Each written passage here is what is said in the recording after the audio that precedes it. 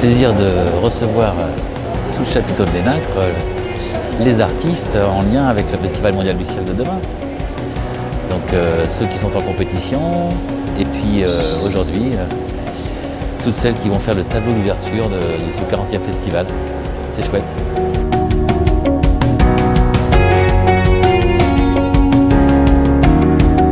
Ça fait partie même le plus régulièrement possible de la démarche pédagogique de l'école, c'est d'avoir effectivement un travail régulier, permanent, et puis de s'appuyer sur de fortes compétences, des savoir-faire, des expériences ponctuellement avec des artistes qui viennent.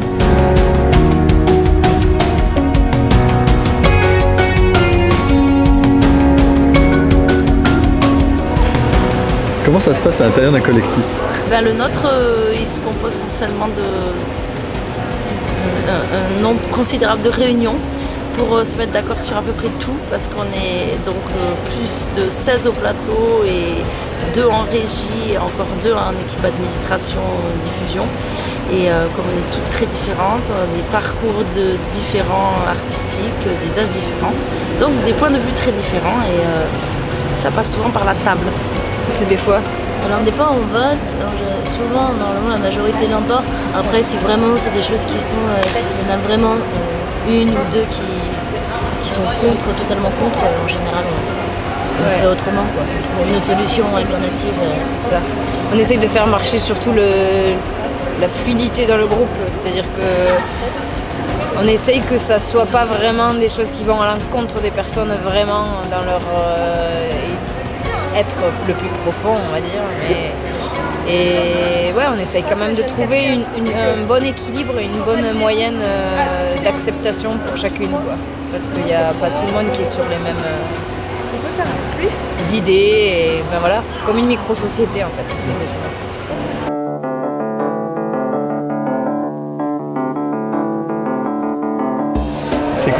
On voit pas, ça c'est l'espace quoi, ça c'est la scène du cirque de demain. Avec tout ça là, le public là, il voit pas là, le public là il va pas là. Quand nous on est dans le public, enfin bon bref, on se casse la tête. On va y arriver. Ben oui. Pourtant la scène est super grande, on voit bien. Non mais nous on fait pas tout sur la scène pour ça. On a bien voilà quoi, changer le rapport aussi, à un moment donné, enlever le 4e mur là, voilà, être proche des gens. C'est quand la première fois où vous allez jouer ?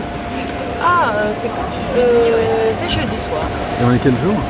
Eh ben on est mardi. Voilà, c'est donc 2 jours, c'est ça. C'est gentil de nous le rappeler. Non, c'est chaud mais c'est chouette. Ça s'appelle du spectacle vivant. Hein ? Ça vit jusqu'au dernier moment. C'est ouais, voilà. réchauffé, c'est préparé sur le pouce. Et on est bien vivante. Ah ouais, ça c'est sûr, oui.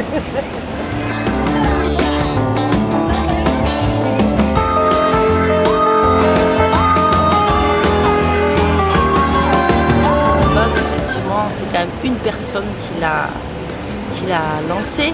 C'était une idée de se rencontrer, de faire une semaine de rencontres autour des portées et que entre femmes. Et donc ça c'est Laurence Bout qui a envoyé des messages à des copines qu'elle avait croisées dans le milieu circassien. Et de cette rencontre est née l'envie de continuer. Et donc ça part vraiment de la technique acrobatique, de technique de portée, qui on s'est rendu compte était très pauvre au niveau du format femme-femme. D'habitude c'est un gros balèze en bas et une petite nana en haut, donc la différence de force évidemment elle est indéniable. Donc on a dû rapidement recréer des figures quoi, et ça nous a amusé et plu. Et voilà, c'est parti là-dessus. Et ensuite, la deuxième étape, c'est bon, ok, on a un vocabulaire technique commun. Qu'est-ce qu'on veut dire ? Alors, pareil, le collectif étant très grand, il y en a qui sont plus sportives et d'autres plus artistiquement engagées ou politiquement engagées, je vais dire. Et donc, on a essayé de prendre tous ces avis et de trouver des directions. Donc la direction commune, absolument commune à toutes, c'était d'être femme avant tout. Donc on a décidé de parler de ça. Et ensuite, pour rompre cette glace un petit peu de qui propose une idée, parce qu'on a commencé le travail sans Virginie Baès, qui est notre metteur en scène, qui nous a rejoint une fois qu'on avait nous-mêmes avancé des idées, c'était son souhait et le nôtre. Et du coup, pour dénouer ce nœud, on s'est dit, toutes celles qui ont des idées artistiques, elles le proposent. Et le collectif se met au service de l'idée de la personne. Waouh, Judith, comme t'es trop ça, c'est comme ça, alors. Comme t'es balèze. On travaille complètement conjoint, on peut pas décider de qu'est-ce que l'autre il fait pas. Allez.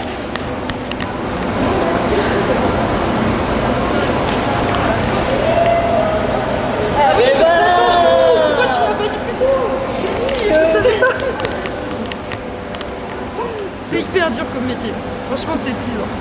Mais c'est aussi de montrer que, que la création, c'est partager, échanger, et se nourrir, apporter soi-même la ressource. Donc je pense que c'est vraiment très riche pour les étudiants qui sont chez nous.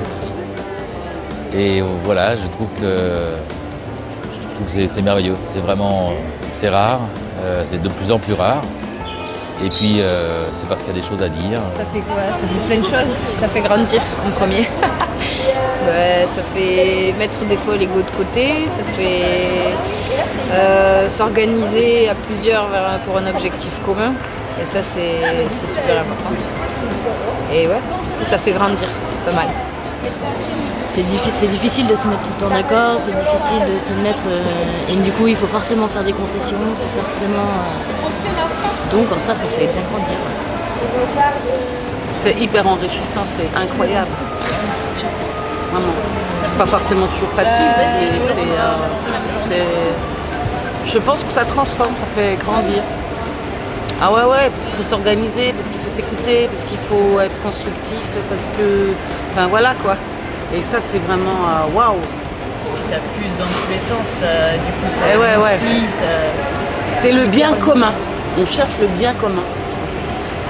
Ça rabaisse les individualités et les égos et ça fait ressortir des œuvres collectives. Du coup c'est tout ce qu'il y a de plus humain. Enfin, c'est trop bien. Faut plus s'en passer.